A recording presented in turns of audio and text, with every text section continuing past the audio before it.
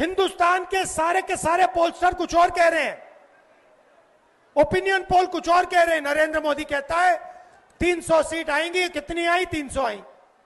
ये कहना गलत नहीं होगा, तू तड़ाक करना अब उनके डीएनए में आ गया है। नमस्कार, द ट्रुथ के संग में मैं प्रीति पांडे अपने सभी दर्शकों का बहुत स्वागत करती हूँ। आज बात होगी राहुल गांधी के बिहार में हो रही वोटर अधिकार यात्रा की। यूं तो अधिकार यात्रा बीते कई दिनों से जारी है। कल जहां रेवंत रेड्डी, वहीं आज एमके स्टालिन राहुल गांधी के साथ इस यात्रा में शरीक हुए और तमाम जो महागठबंधन के बड़े चेहरे हैं वो इस यात्रा में लगातार शामिल हो रहे हैं, जनता से वोट अपील कर रहे हैं, उनके वोट के अधिकार की बात कर रहे हैं।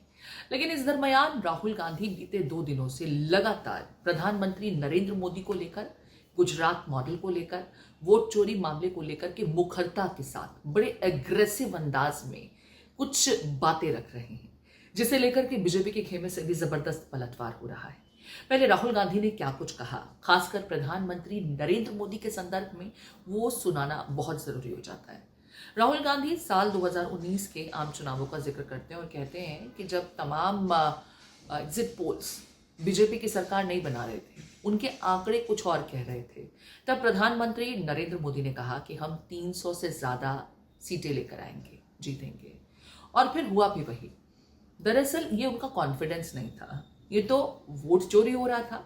इस वजह से उन्हें पहले से ही नतीजे मालूम थे, लिहाजा प्रधानमंत्री नरेंद्र मोदी ने ये जो 300 के पार का प्रोजेक्शन दिया था, ये मुमकिन हो पाया था। जरा सुनिए राहुल गांधी क्या कुछ कह रहे हैं, फिर आगे बताते हैं। उन्होंने कई आरोप लगाए।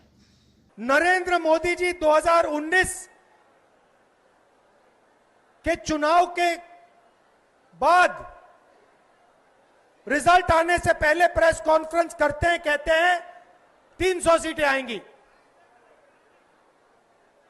हिंदुस्तान के सारे पोलस्टर कुछ और कह रहे हैं, ओपिनियन पोल कुछ और कह रहे हैं। नरेंद्र मोदी कहता है 300 सीट आएंगी, कितनी आई? 300 आई।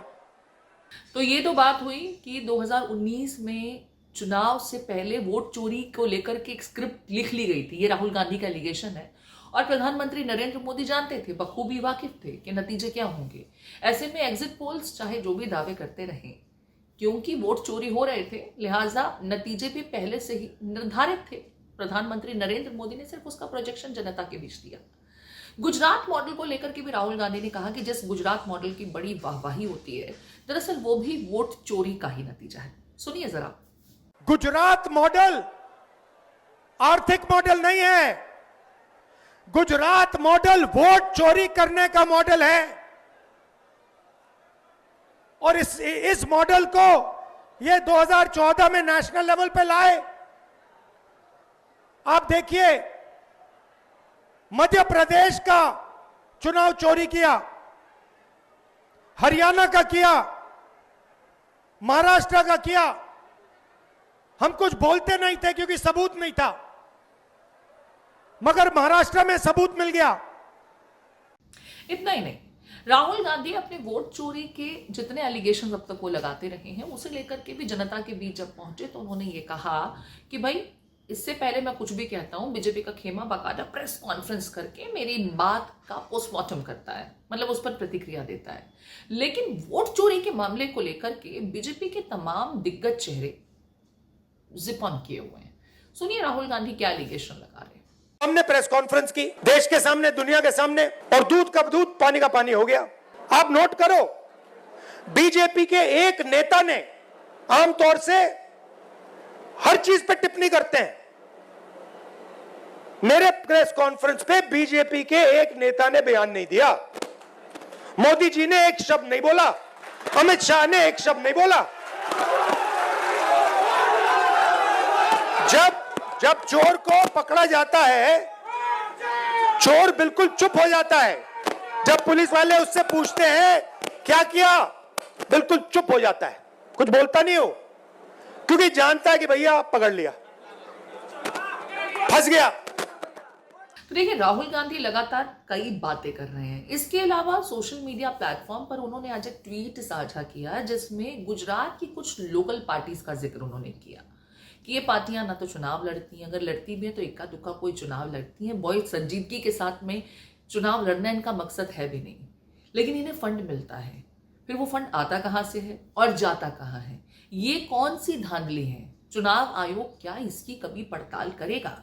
राहुल गांधी ने इसको लेकर के भी तमाम बातें रखी, तथ्य रखे, जरा वो आपको गौर फरमाना चाहिए। बाकायदा एक अखबार के, प्रोमिनेंट अखबार के आर्टिकल में भी बाकायदा डिटेल में उसके बाबत जानकारी दी गई कि ये कौन सी ऐसी पॉलिटिकल पार्टियां हैं जिसके नाम आपने और हमने कभी सुने भी नहीं होंगे, लेकिन इन पार्टियों को हजारों करोड़ का फंड मिलता है। ये पार्टियां चुनाव भी संजीदगी से नहीं लड़ रही हैं, इक्का दुक्का कोई चुनाव लड़ती हैं, लेकिन बहुत ज्यादा संजीदगी के साथ चुनाव नहीं लड़ती हैं, लेकिन फिर भी इन्हें फंड मिलता है।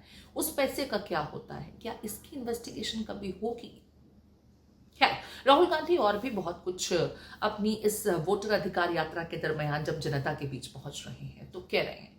प्रधानमंत्री नरेंद्र मोदी को लेकर के जिस तरीके से बड़े आक्रामक अंदाज में और जिस तेवर के साथ राहुल गांधी जनता के बीच पहुंच रहे हैं, उसी की एक और झलक आपको दिखाते हैं। फिर बीजेपी ने क्या कहा ये भी आपको बताएंगे। नरेंद्र मोदी जी 2019 के चुनाव के बाद रिजल्ट आने से पहले प्रेस कॉन्फ्रेंस करते हैं, कहते हैं 300 सीटें आएंगी। हिंदुस्तान के सारे पोलस्टर कुछ और कह रहे हैं, ओपिनियन पोल कुछ और कह रहे हैं। नरेंद्र मोदी कहता है 300 सीट आएंगी। कितनी आई? 300 आई। कुछ साल पहले अमित शाह ने बयान दिया, एक बार नहीं अनेक बार, कि अब बीजेपी की सरकार 40-50 साल चलेगी। हाँ, और मैं सोच रहा था कि यह व्यक्ति कैसे कह सकता है, इसको कैसे मालूम कि बीजेपी की सरकार 40-50 साल चलेगी। हम सब राजनेता हैं, जनता क्या करेगी, जनता के दिल में क्या होता है, जनता ही जानती है। तो ऐसा बयान देना कि अब हमारी सरकार 40-50 साल चलेगी, ये अजीब सा बयान है। और उस टाइम मैंने सोचा था कि इसको कैसे मालूम कि 40-50 साल के लिए सरकार चलेगी। और अब सच्चाई पूरे देश के सामने आ गई है। वो ये बात इसलिए कह सकते हैं कि वो वोट चोरी करते हैं। तो ये तो बात हुई राहुल गांधी की। आज जहां उनके साथ एमके स्टालिन और कल हमने रेवंत रेड्डी को देखा था, बीजेपी के खेमे से बाकायदा उनके प्लेटफॉर्म पर यह कहा गया कि ये तो उन लोगों को जनता के बीच लेकर पहुंच रहे हैं जो अब तक एंटी बिहारी थे, मतलब बिहारियों को लेकर के बड़ी आपत्तिजनक टिप्पणियां इनकी तरफ से की गई थी और उनका जिक्र भी किया। लेकिन आज उन्हीं चेहरों के साथ बिहार की जनता के पास वोट अपील के लिए राहुल गांधी पहुंच रहे हैं। ये तो एलिगेशन इस बात को लेकर हुए। गौरव भाटिया ने कुछ कहा है, पहले वो सुना देते हैं, फिर एग्जैक्टली राहुल गांधी को लेकर के बीजेपी की तरफ से क्या कुछ कहा गया वो आपको बताएंगे। डीएमके के दयानिधि स्टालिन कहते हैं कि बिहारी तो तमिलनाडु में शौचालय साफ करने आता है। आज स्टालिन जी, वही डीएमके के नेता जिन्होंने गाली दी, आज स्टालिन बिहार में थे। क्या संदेश देना चाहती है कांग्रेस पार्टी, आरजेडी, कि जो बिहारियों का अपमान करेगा, उनकी अस्मिता को ठेस पहुंचाएगा, उनको स्टार प्रचारक बना दिया जाएगा। और इसी तरह से रेवंत रेड्डी जी, जिन्होंने कहा था कि तेलंगाना का डीएनए तो अच्छा है, बिहार का डीएनए अच्छा नहीं है, हमने देखा वो भी कल यात्रा में सम्मिलित थे। तो ये कहना गलत नहीं होगा। चलिए, अब राहुल गांधी लगातार बड़े आक्रामक अंदाज में और अब तो खुल करके प्रधानमंत्री नरेंद्र मोदी को लेकर के जनता के बीच तमाम बातें रख रहे हैं। मतलब वोट चोरी का सीधा सीधा एलिगेशन, जहां एक तरफ चुनाव आयोग की संलिप्तता की बात वो करते हैं, वहीं प्रधानमंत्री नरेंद्र मोदी इससे वाकिफ थे और क्या उनके इशारे पर यह सब कुछ हो रहा है। सांकेतिक रूप में या अब तो खुल करके राहुल गांधी ऐसा ही कुछ कह रहे हैं? बीजेपी का खेमा कब तक चुप्पी साधता? राहुल गांधी ने तो आज कह भी दिया कि बीजेपी का कोई चेहरा आता ही नहीं है। वैसे मोर्चा खोले बैठे रहते हैं मेरे विरुद्ध, लेकिन मैं वोट चोरी के मामले को लेकर इतनी गंभीर बातें कह रहा हूं, बीजेपी की तरफ से प्रतिक्रिया नहीं आ रही है। लेकिन ऐसा आज नहीं हुआ। गौरव भाटिया ने बाकायदा एक प्रेस कॉन्फ्रेंस की और इस प्रेस कॉन्फ्रेंस में राहुल गांधी के शब्दों का जिक्र किया जो अपमानजनक है किसी भी संवैधानिक पद पर बैठे हुए व्यक्तियों को लेकर के। पहले तो राहुल गांधी मर्यादा का ख्याल नहीं रखते हैं, बीजेपी की तरफ से ये बातें कही गई, और फिर उनके डीएनए का भी जिक्र किया गया। सुनिए जरा राहुल गांधी के ये जो तमाम आरोप रहे हैं उसे लेकर के बीजेपी के खेमे की तरफ से आज किस तरीके से, किस अंदाज में पलटवार किया गया। जिस तरह से शब्दों की मर्यादा को तार तार करके भंग करके तू तड़ाक पर नेता प्रतिपक्ष जिनको अपरिपक्व भी कहा जाता है, अब वो बड़बोले बन गए हैं, तो ये चेतावनी दे दें संवैधानिक पद पे जो व्यक्ति बैठे हैं, आदरणीय प्रधानमंत्री श्री नरेंद्र मोदी जी, गृह मंत्री जी और तमाम और संवैधानिक पदों पे जो व्यक्ति बैठे हैं, उनके लिए तू तड़ाक करके अपनी बात रखना और शब्दों की मर्यादा को लांघ जाना, ये अशोभनीय है कि राहुल गांधी ने ऐसा कोई कृत्य कभी किया ही कहाँ है जो शोभनीय हो, जो संवैधानिक दृष्टि से उचित हो।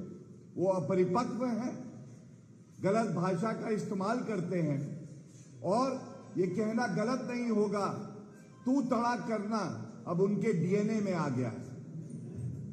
ये देख के पूरे भारत की जनता और बिहार की जनता आहत है।